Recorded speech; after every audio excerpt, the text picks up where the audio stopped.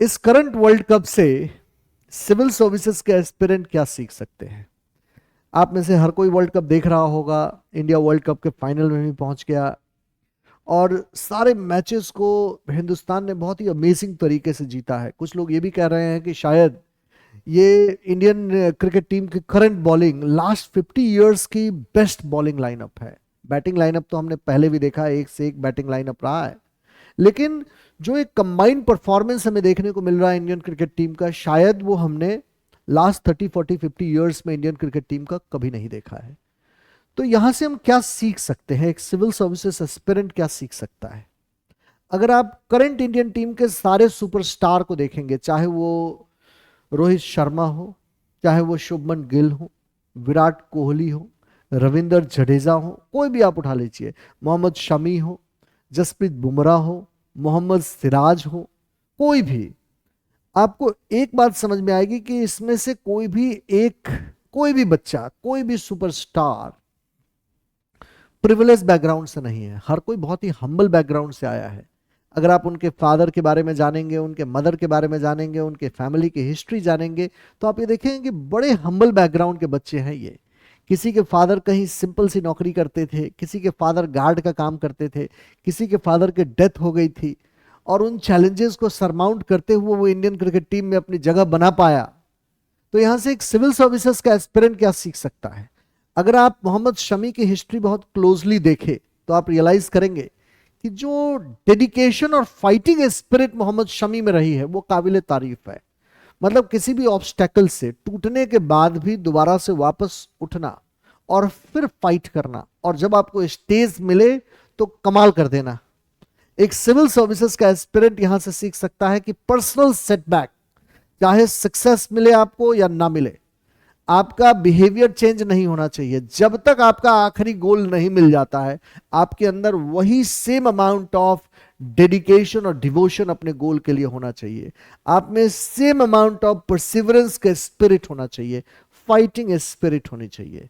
मोहम्मद शमी अपने पर्सनल और professional life में भी बहुत लंबे समय तक he was almost out of news, और जब वो वापस आए हैं तो उन्होंने ऑलमोस्ट कमाल कर दिया। That everybody, he has become not just the talk of the town, he has become the darling of the nation. Reason उसके पीछे क्या है? परसिवरेंस। अगर आप लगे रहते हैं, अपने स्पिरिट को मेंटेन करके रखते हैं, अपनी फाइटिंग स्पिरिट को आप कभी नहीं छोड़ते हैं, तो मेरा ऐसा मानना है कि डेस्टिनी आपको मौके देती है।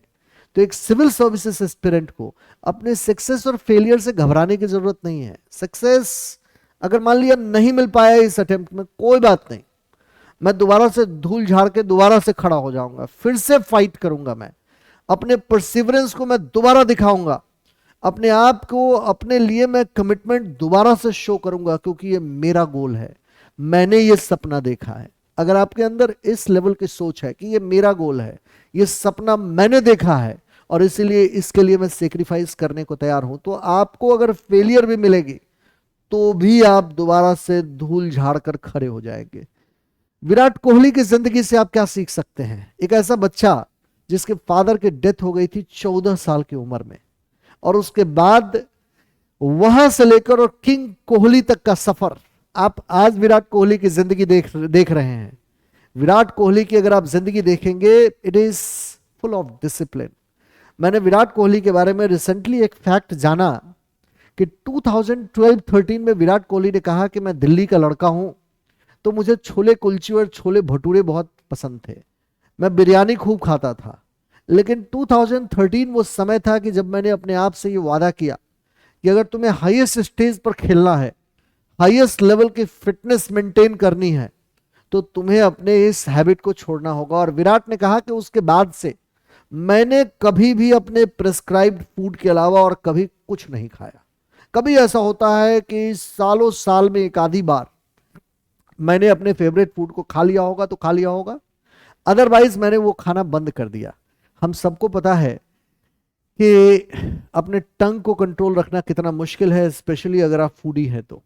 ये बताता है कि उस इंसान में अपने गोल के लिए इंसेन अमाउंट ऑफ डेडिकेशन है, डिवोशन है, उसको अपने गोल से मोहब्बत है, उसको ये अपने फिटनेस को हाईएस्ट लेवल पर मेंटेन करके रखना है। अगर उसको वर्ल्ड में नंबर 1 बने रहना है, लंबे समय तो क्रिकेट खेलना है। तो रोहित शर्मा के बारे में रिसेंटली मैंने जाना कि रोहित शर्मा के फादर उनके दोनों भाइयों को एक साथ नहीं रख सकते थे।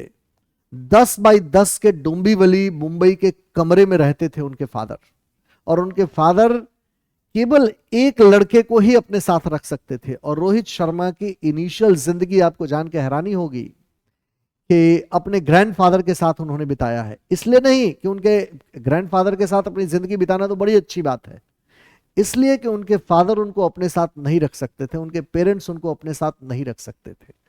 सारे लोगों की अगर आप हिस्ट्री देखेंगे, रविंद्र जडेजा की अगर आप जिंदगी देखेंगे, एक बड़े साधारण फैमिली का लड़का जिसके फादर साधारण किसी दुकान में काम करते थे, और वहां से आगे बढ़ के और इस हाईएस्ट स्टेज पर अपना नाम इतिहास में लिखवा देना, ये मिराकल नहीं है, ये कमिटमेंट है, ये डेडिकेशन है, ये डिसिप्लिन है, ये डिवोशन है।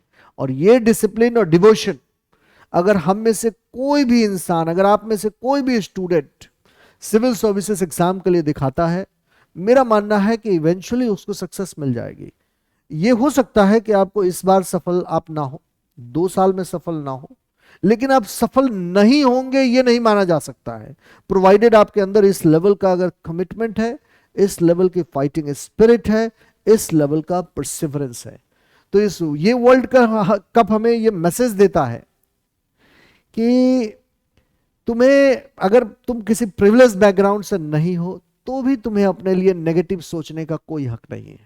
अगर तुम्हारे लाइफ में कुछ भी अच्छा नहीं चल रहा है तो भी तुम्हें अपने बारे में नेगेटिव सोचने का कोई हक नहीं है। अगर तुम किसी एग्जाम में फेल हो गए हो तो भी तुम्हें अपने बारे में नेगेटिव सोचने का कोई हक नहीं है। It's a crime. इसलिए हमेशा कमिटेड रहिए, अपनी फाइटिंग स्पिरिट को बनाए रखिए और परसिवर कीजिए। परसिवरेंस एक बड़ी ग्रेट क्वालिटी है सिविल सर्विसेज में सक्सेस की। आपको डिसिप्लिन रहना है, आपको परसिवरेंस मेंटेन करके रखना है, आपको अपने गोल के लिए कमिटेड रखना है। एंड ऑल द बेस्ट, मेरी आप सबके लिए बेस्ट विशेस।